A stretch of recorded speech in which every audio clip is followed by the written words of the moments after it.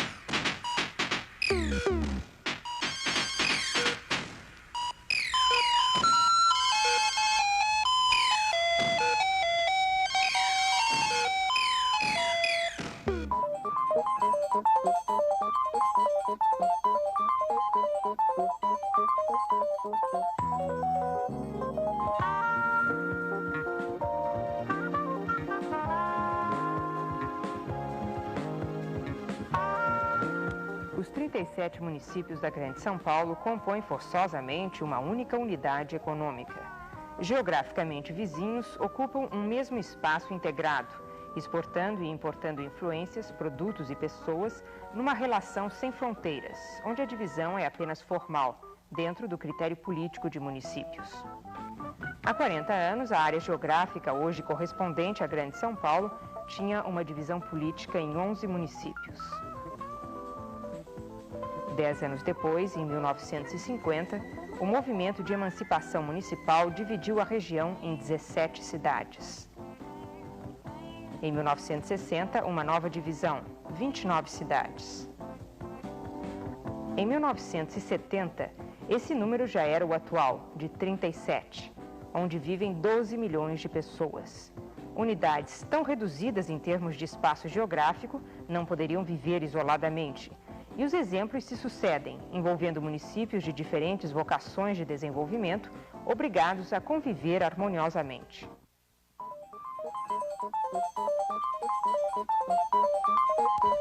Embu-Guaçu é um exemplo claro de metropolitaneidade. O município tem cerca de 20 mil habitantes e precisa se desenvolver.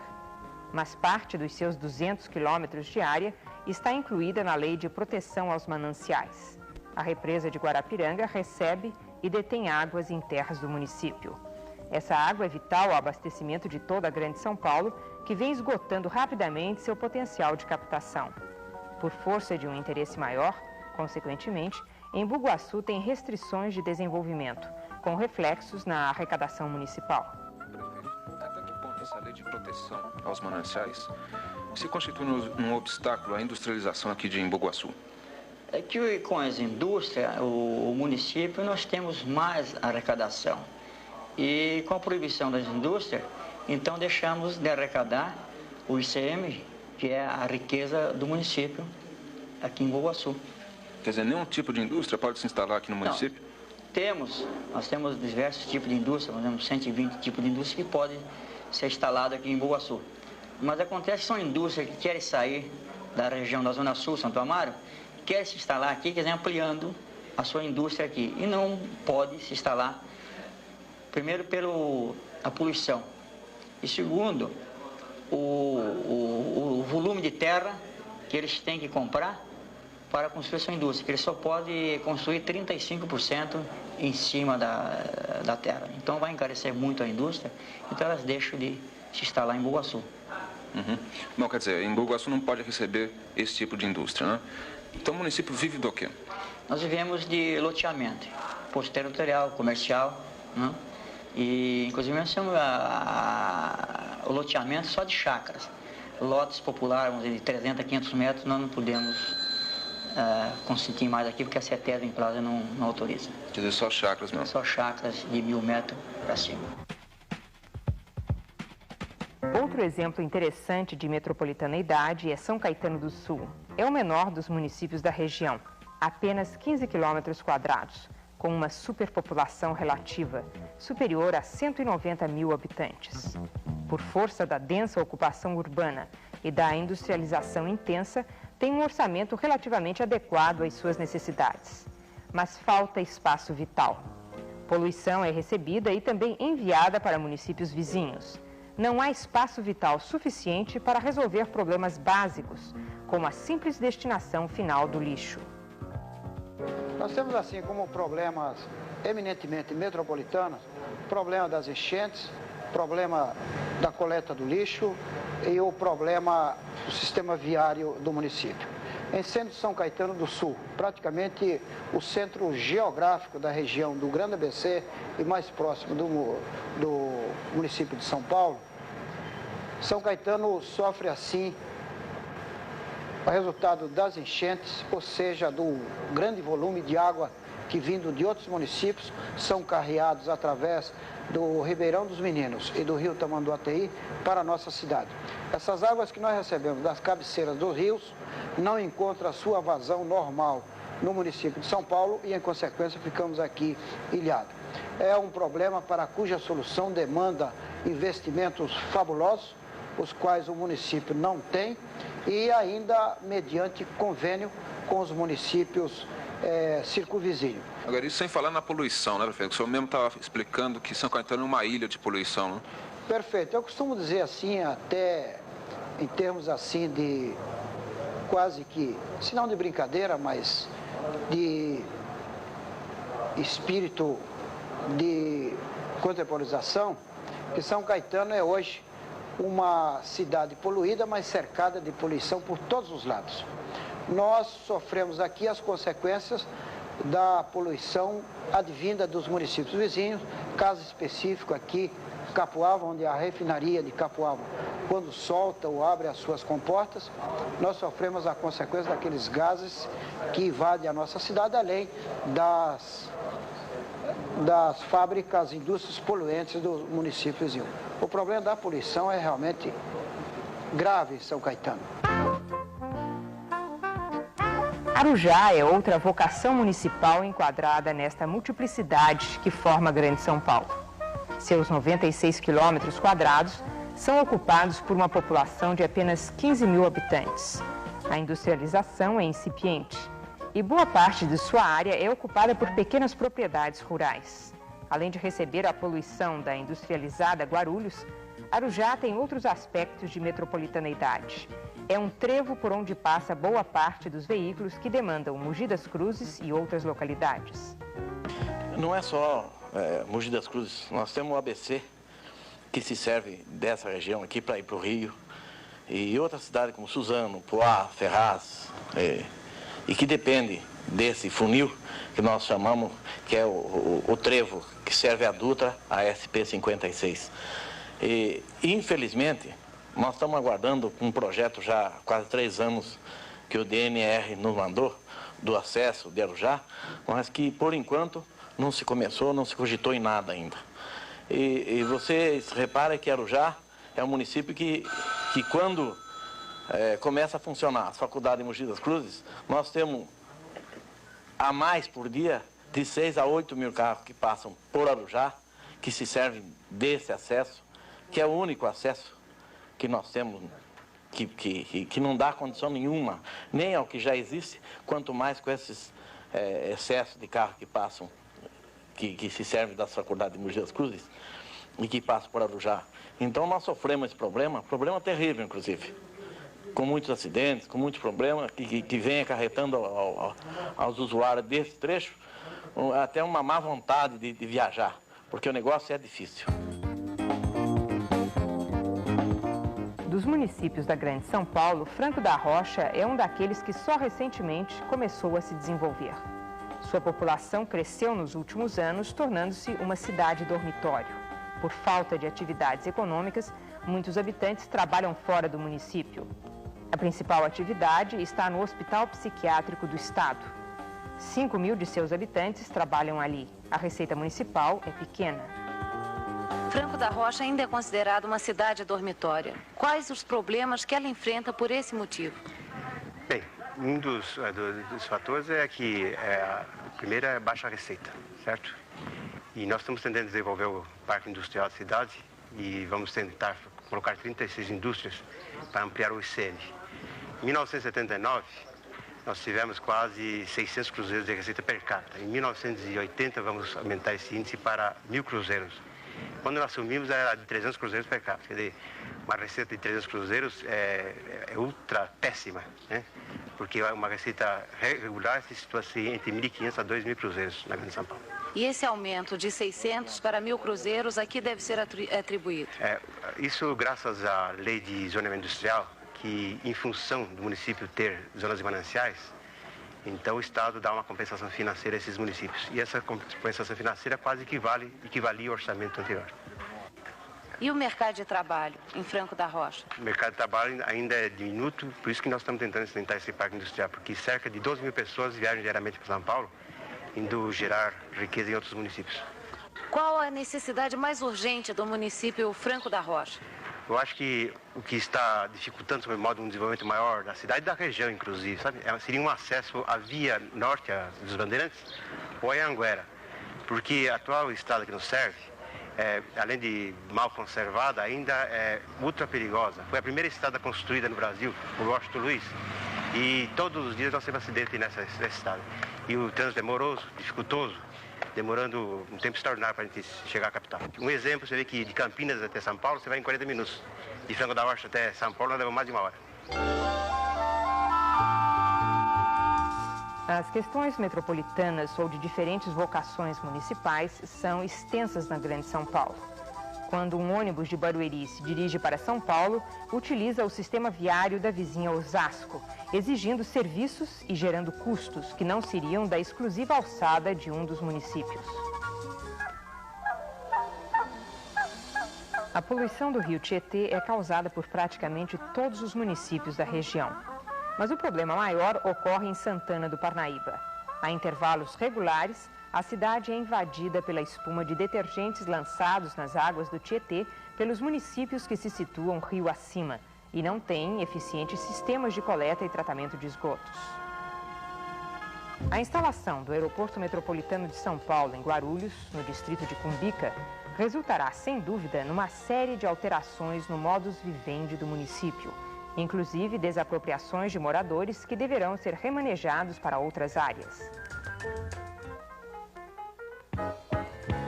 Com a instalação da rodovia dos imigrantes, parte do tráfego gerado pela estrada passou a cruzar a zona urbana de Diadema, desde que o destino esteja em certas áreas da zona sul de São Paulo. A prefeitura chegou a cogitar da cobrança de um pedágio pelo uso de seu sistema viário, já que esse tráfego intenso e pesado causava danos à pavimentação e reflexos negativos na vida da cidade.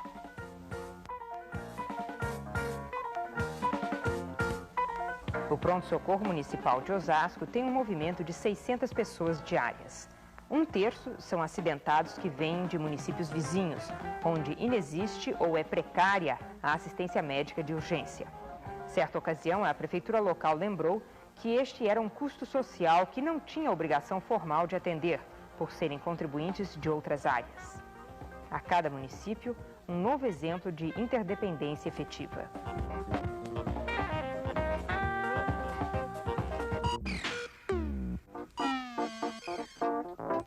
Para corrigir distorções e permitir um desenvolvimento harmonioso, o governo federal criou 9 regiões metropolitanas há 7 anos. A maior delas, a de São Paulo. Ato seguinte foi a criação dos organismos metropolitanos, que se encarregariam da administração dessas áreas. Em São Paulo surgiu assim o SPAM, Sistema de Planejamento e Administração Metropolitano. Este sistema é formado por uma unidade coordenadora e operadora, a Secretaria dos Negócios Metropolitanos. Outro componente é o CONSULT, Conselho Consultivo da Grande São Paulo. É chamado de Parlamento Regional por reunir todos os prefeitos da Grande São Paulo que participam da elaboração das linhas mestras do sistema. Um terceiro componente é o CODEGRAN, Conselho Deliberativo da Grande São Paulo. Aqui, também com a participação de prefeitos indicados pelos municípios, são tomadas as decisões efetivadas sobre os projetos a serem executados. A Intu, Empresa Metropolitana de Transportes Urbanos, é a unidade ordenadora dos transportes urbanos, coordenando e orientando a sistemática de transportes para um aproveitamento racional dos recursos. A Emplasa, Empresa Metropolitana de Planejamento da Grande São Paulo, é a entidade técnica e executiva, elaboradora dos projetos e responsável pela sua concretização.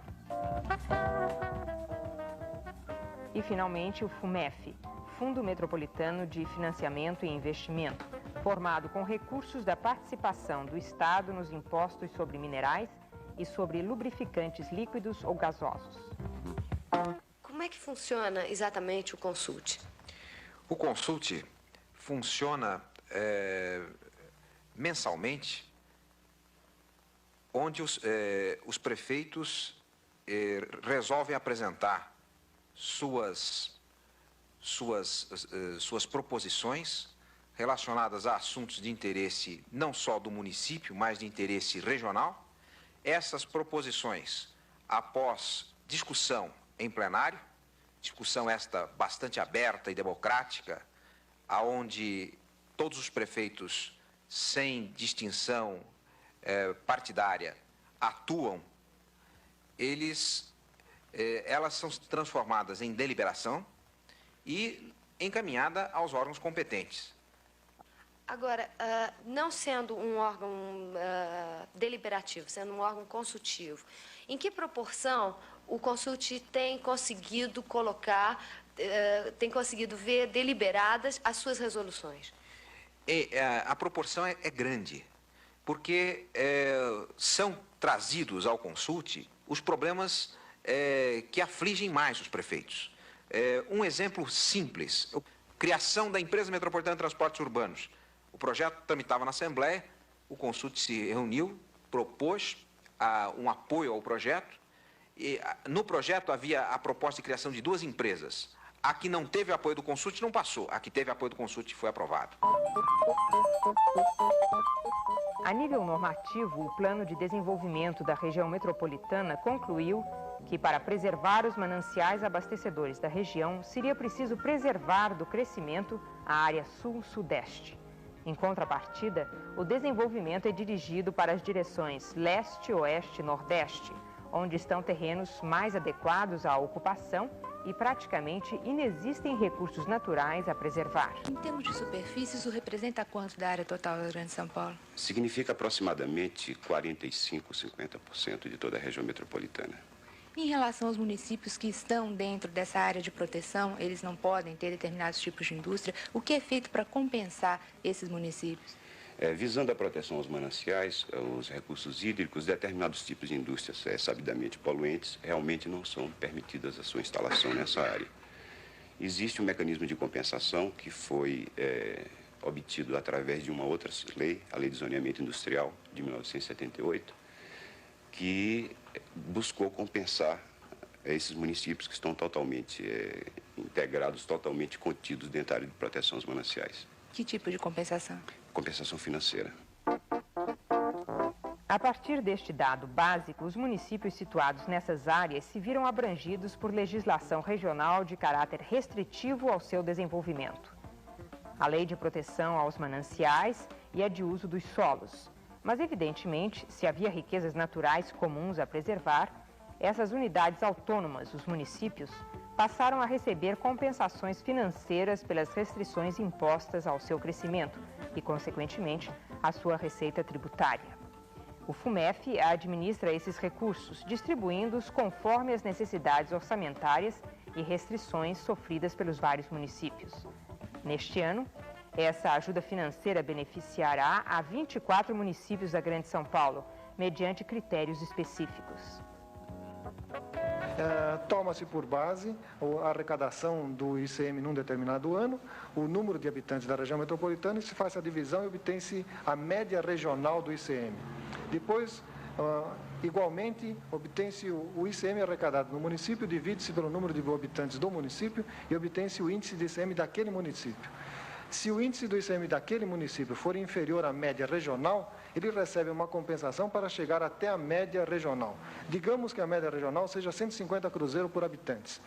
Feito o cálculo, o município A tem a média de 120 cruzeiros, ele recebe uma compensação de 30 cruzeiros para chegar até a média regional. Com isso, o primeiro ano que ocorreu esse fato, porque a lei é recente, é de 78, foi em 79. Com isso, o governo do estado distribuiu a 24 municípios dos 37 da Grande São Paulo 132 milhões de cruzeiros divididos em forma diferente, porque depende da arrecadação de ICM e do número de habitantes. Neste exercício, serão distribuídos 203 milhões de cruzeiros para esses municípios, de modo tal que eles tenham as suas receitas financeiramente corrigidas em termos de atendimento às necessidades daquele município. Além de ajuda financeira direta, o FUMEF também fornece os recursos necessários à execução de obras de interesse de mais de um município. São trevos de acesso, canalização de córregos, obras contra enchentes, vias expressas intermunicipais. Com base em levantamentos aerofotogramétricos, a Implasa prestou outro serviço auxiliar, especialmente aos pequenos municípios sem um sistema de levantamento cadastral e de tributação de alta eficiência. Nós, a partir de 74, ainda com o GEGRAN, começamos a implantar cadastros na região. Hoje nós temos 16 cadastros implantados. E temos verificado que realmente há uma boa melhoria de arrecadação nesses municípios que implantamos cadastro. Como é que é feito? Vocês levantam todos os loteamentos, todas as propriedades particulares e isso aumenta a arrecadação de imposto? Perfeito.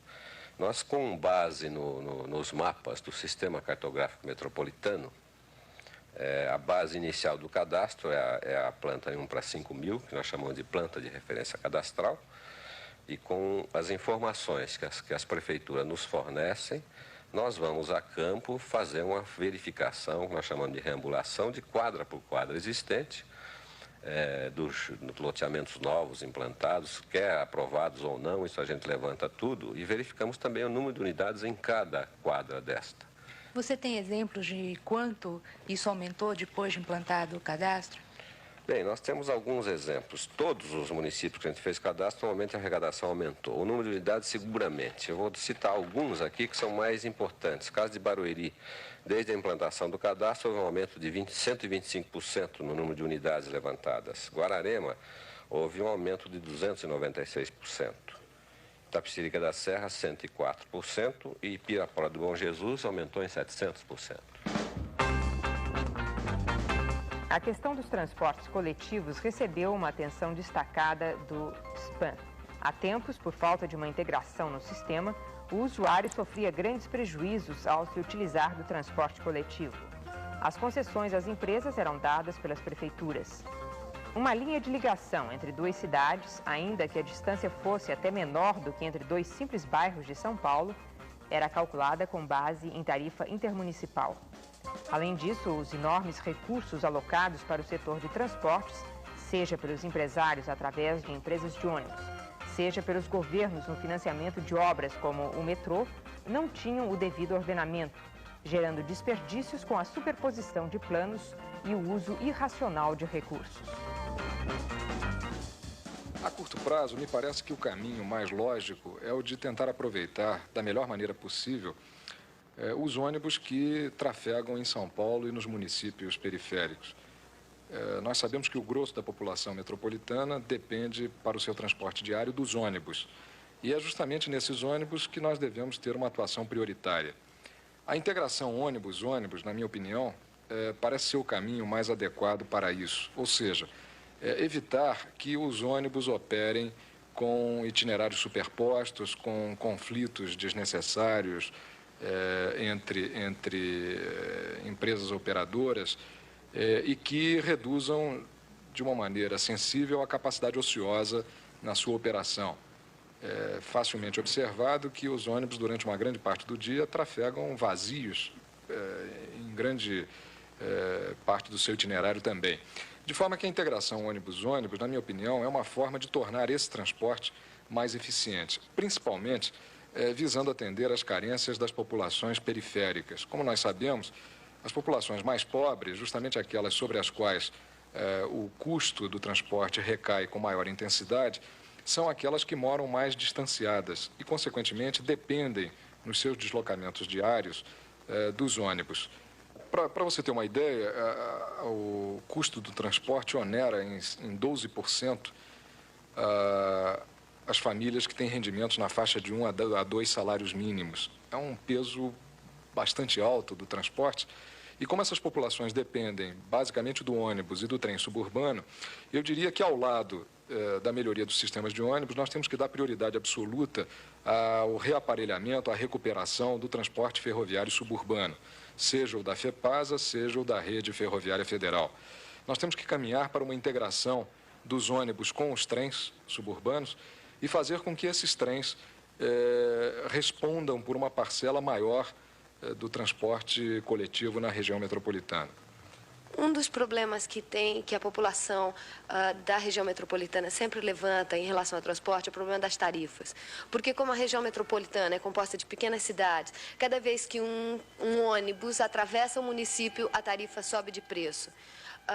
O que a MTU pode fazer para manter as tarifas mais baixas do que elas são atualmente? Bom, o município de São Paulo já adotou há algum tempo o sistema de tarifa única, que é uma forma bastante importante de redução desses desníveis, não é? dessa forma, digamos, regressiva do instrumento tarifário. Eu acredito que na região metropolitana, e já existem hoje preocupações, inclusive, do próprio Ministério dos Transportes quanto a isso, poderia-se caminhar para uma melhor distribuição do peso tarifário, digamos assim. A MTU fez algumas experiências recentes no sentido de racionalizar itinerários, de reduzir extensões de percursos e, com isso, conseguiu-se reduzir também tarifas. Quando eu falei na integração ônibus-ônibus, um dos objetivos principais dessa integração seria também o de permitir uma redução tarifária, de forma que a viagem feita em 2 etapas representasse para o usuário um custo menor do que a viagem direta, onde a tarifa é fixada em função da quilometragem percorrida. Seja em transportes ou saneamento básico, saúde ou em praticamente todos os setores que recebam a atenção do Estado, a atuação de um sistema de planejamento e administração suprarregional tornou-se assim imprescindível, respeitando-se a autonomia dos municípios, mas atuando em faixas próprias, onde houver o caráter de metropolitaneidade. Uma necessidade clara de coordenação de esforços da região, que mais cresce no Brasil e que deve crescer harmoniosamente para preservar a qualidade de vida de seus 20 milhões de habitantes no ano 2000.